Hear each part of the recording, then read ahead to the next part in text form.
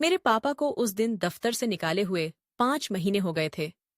घर में तनाव बढ़ता जा रहा था।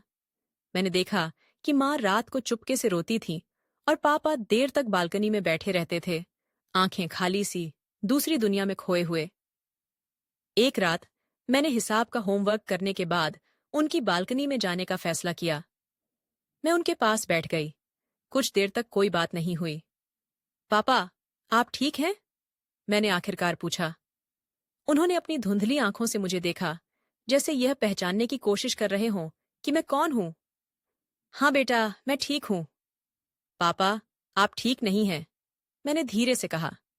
मेरी आंखों में आंसू आ गए। पापा ने एक लंबी सांस ली और फिर बोले, तुझे पता है, बड़े होने का मतलब ये नहीं है कि इंसान कभी गिरे नहीं। बड़े होने का मतलब ये है कि जब इंसान गिरे तो वह खड़ा होना जानता है। मैं चुप रही। पापा ने मेरा हाथ पकड़ा और फिर से बोले, मुझे माफ कर दो, मैं तुझे और तेरी माँ को खुश नहीं रख पा रहा। पापा, आपने कुछ गलत नहीं किया, आपने हमेशा हमारा ख्याल रखा है, मैंने कहा। मैंने अपने बैग में से एक लिफाफा निकाला। ये मेरा स्कूल का रिपोर्ट कार्ड है, मैं क्लास में पहले आई हूं पापा।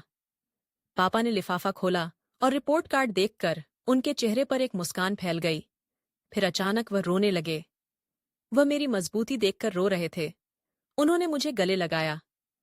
और यह आपके लिए है। मैंने अपनी छोटी सी बचत से खरीदा हुआ एक पैकेट उन्हें दिया। ये क्या है बेटा? उन्होंने पूछा। खोलकर देखें, मैंने कहा।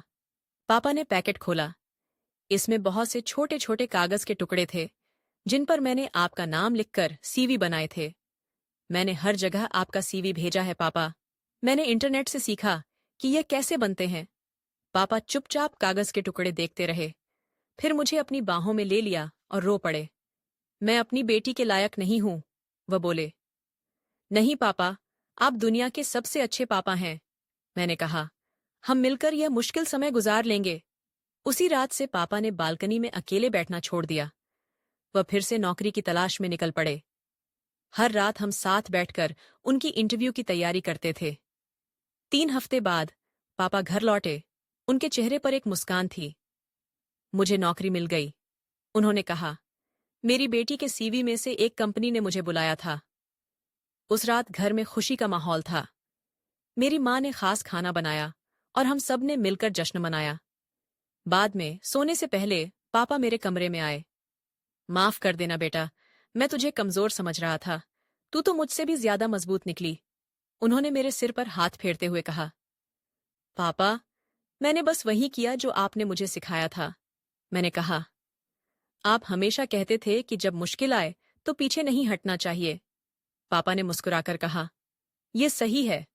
और याद रखना, कभी कभी हमें अपने बच्चों से भी सीखने की जरूरत होती है।